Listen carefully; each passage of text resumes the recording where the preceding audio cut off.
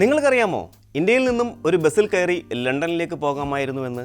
വെറുതെ തള്ളല്ലേ എന്ന് പറഞ്ഞ് തള്ളിക്കളയാൻ വരട്ടെ.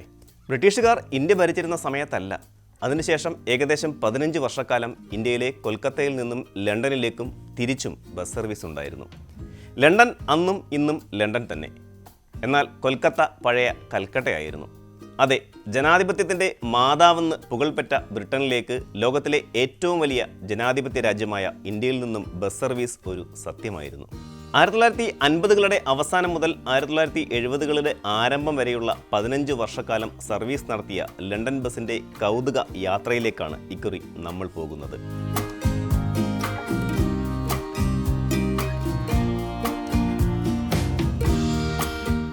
ലോകത്തിലെ ഏറ്റവും ദൈർഘ്യമേറിയ ബസ് റൂട്ടായി കണക്കാക്കപ്പെടുന്നത് ലണ്ടൻ ബസ് സർവീസാണ്.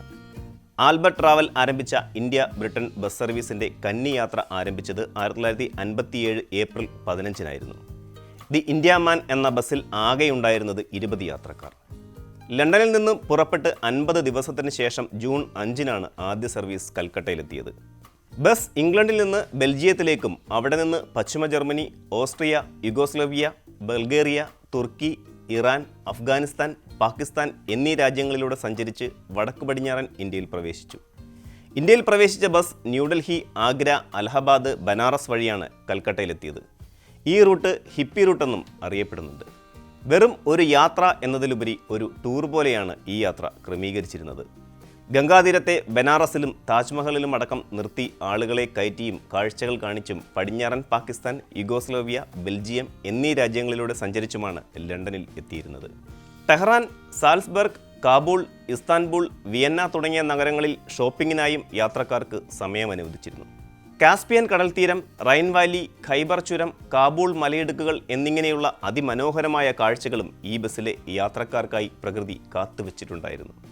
ഒരു ഭാഗത്തേക്ക് മാത്രമുള്ള യാത്രയ്ക്ക് 16,100 കിലോമീറ്റർ ദൂരമുണ്ടായിരുന്നു. 1957-ൽ 85 പൗണ്ടും 73-ൽ 145 പൗണ്ടുമായിരുന്നു വൺ വേ യാത്രയുടെ ചിലവ്. ഈ തുകയിൽ ഭക്ഷണം, യാത്ര, താമസം എന്നിവയെല്ലാം ഉൾപ്പെട്ടിരുന്നു. 1957 ഓഗസ്റ്റ് 2-ന് അതേ ബസ് ലണ്ടനിലേക്കുള്ള മടക്കയാത്ര ആരംഭിക്കുമ്പോൾ യാത്രക്കാരായി 7 പേർ മാത്രമാണ് ഉണ്ടായിരുന്നത്. മടക്കയാത്ര Paris, Venice, Istanbul, Tehran, Lahore എന്നിവിടങ്ങളിൽ കൂടി ദീർഘനേരമെടുത്താണ് സഞ്ചരിച്ചത്. യാത്രക്കിടെ യാത്രക്കാർ രാത്രി ഹോട്ടലുകളിൽ താമസിച്ചു. സംഭവം വെറുമൊരു ഉല്ലാസയാത്ര മാത്രമായിരുന്നില്ല, അല്പം സാഹസികതയും ഈ യാത്രകളിൽ കലർന്നിരുന്നു. ചില സന്ദർഭങ്ങളിൽ മറ്റ് താമസ സൗകര്യം ലഭ്യമല്ലാത്തപ്പോൾ യാത്രക്കാർക്ക് ബസ്സിന് പുറത്ത് ക്യാമ്പ് ചെയ്യേണ്ടതായി വന്നു. ഇറാനിൽ ബസ് മരുഭൂമിയിലെ മണലിൽ കൂടി മുങ്ങുന്നത് തടയാൻ ചക്രങ്ങൾക്കടിയിൽ മരപ്പലകകൾ സ്ഥാപിക്കേണ്ടി വന്നു. മണൽക്കാറ്റും പേമാരിയും പൊടിയും ചൂടും യാത്രയ്ക്ക് ഒരു ഹൊറർ പശ്ചാത്തലവും നൽകിയിരുന്നു. കൽക്കട്ടയിൽ നിന്നും ആദ്യമായി പുറപ്പെട്ട ബസ് ലണ്ടനിലെത്തുന്നത് 16 ദിവസം വൈകിയാണ്. ഇതിനിടെ ഇറാനിലെ കൊള്ളക്കാർ യാത്രക്കാരെ കൊലപ്പെടുത്തിയെന്ന കിംവദന്തിയും പരന്നു.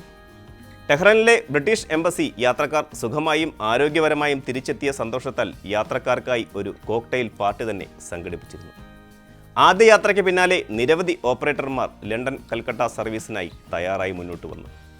ഡബിൾ ഡെക്കർ ബസ്സുകൾ മുതൽ പരിവർത്തനം ചെയ്ത ഫയർ എഞ്ചിനുകൾ വരെ വ്യത്യസ്തമായ വാഹനങ്ങൾ ഉപയോഗിച്ച് 32 ഓപ്പറേറ്റർമാർ ഹിപ്പി റൂട്ടിൽ സർവീസ് നടത്തി.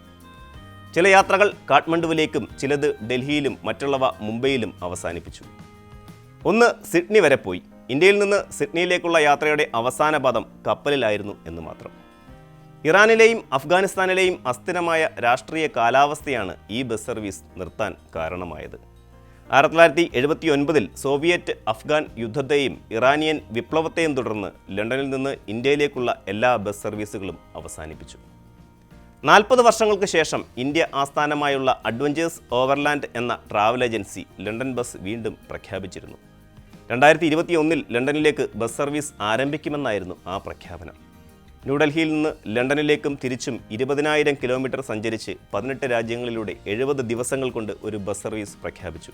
പക്ഷേ കോവിഡ് വന്നതോടെ പദ്ധതി നീണ്ടുപോയി. ഈ പുതുവർഷത്തിൽ ലണ്ടൻ ബസ്സിന് ഡബിൾ ബെൽ അടിക്കാനാകുമോ എന്നാണ് എല്ലാവരും പ്രതീക്ഷിക്കുന്നത്.